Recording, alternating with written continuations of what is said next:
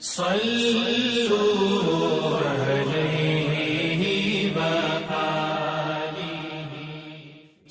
صحیح بخاری حدیث نمبر 21۔ حضور اکرم صلی اللہ علیہ وآلہ وسلم نے ارشاد فرمایا، جس شخص میں یہ 3 باتیں ہوں گی وہ ایمان کا مزہ پالے گا۔